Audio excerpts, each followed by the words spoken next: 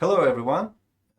So today our topic will be Unit 9, and we will talk about gastronomy, and our subtopics will be grammar. So grammar will be about relative clauses. We will talk about this topic. Vocabulary will be food and cooking. Professional skills will be giving a feedback. Uh, so so we will speak. Let's speak about these questions. Yeah, let's talk about it. So, to what extent does food attract tourists to your country or region? So you should answer yourself. Let's think about it. To what extent? Yeah. So in Kazakhstan, for example, mostly our traditional food would be a beshbarmak, bağırsak, like, and also hummus, like kurt. So mostly these products would be a big attraction for tourists. They would lovely taste these products. So I wouldn't say um, this is exactly in our country because there are other countries like our neighbors. They also have similar products, and so. But for our region, it's like a big one of the biggest food attraction. But it's like to what extent it's not the like a best like a very most attractive thing about our country, in my opinion. So next, which dish would you choose to represent your country's culinary culture? Why?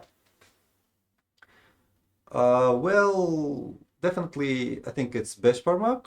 So, like in the meat, the Kazakh meat, we add some kazı, and we use it's I think it's the best example to represent our culture, our culinary, our cuisine.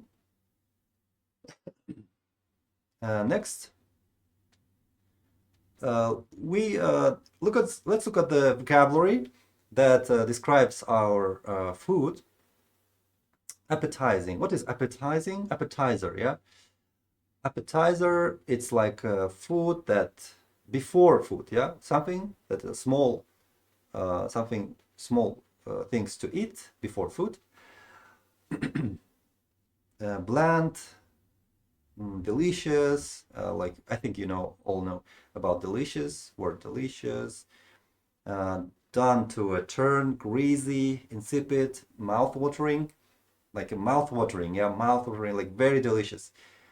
Rancid, ripe, rotten. Rotten is like negative word, yeah, like so food is bad, like rotten food. Tasty and delicious synonyms. Tender, tender means like a soft, yeah, like a soft meat, like a tender meat, we can say. Tough, tough means like a firm, yeah, like a tough. It's hard to eat. It's like what could be example like a tough bread or something like tough food. Yeah. You can also bake food, bake it, boil it, fry it, fried chicken, for example. Yeah, fried food, grill, mm, roasted chicken. You can say or fried chicken. Stem, steam means like water that like a gas in a gas form. Uh, so let's look at these words. It should increase your vocabulary when we describe about food. Definitely memorize them. Relative clauses. Relative clauses. It's why we use relative clause. When we want to make our sentences bigger, like when we want to make one sentence longer. For example, I have a friend who goes to football, like who plays football. I have a friend who plays football. So my friend is good at football. I gave some extra information about my friend. Or I have a bag which is very expensive. Like I gave extra information about my bag. So when we add some extra information, when we want to make our sentence longer, we use a relative clause. Let's look at the example. These are tender baby lamb cutlets, like a meat, yeah? Lamb cutlets, which are grilled over charcoal. So I gave extra information about cutlets, lamb cutlets. So we can use which or that. That is universal word. You can use it for instead of who or instead of which. So it's universal. Let's look at these examples. Study the grammar box, write sentences describing dishes using the pronouns. Use defining or non-defining relative clause. Gazpacho, which originated in the Spanish region of Andalusia, is a tomato-based soup usually served cold. So look at this. Which kind of relative clause we used here? Like a which. So gazpacho. I want to give some information about gazpacho and which I'm using which here, which originated, etc. Okay. So you should finish this exercise until 6-1. Now let's talk about giving feedback. How to give feedback. What makes a good restaurant?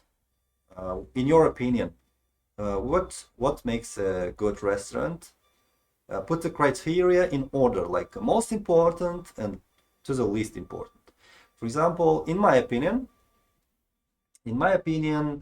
food quality is the most important.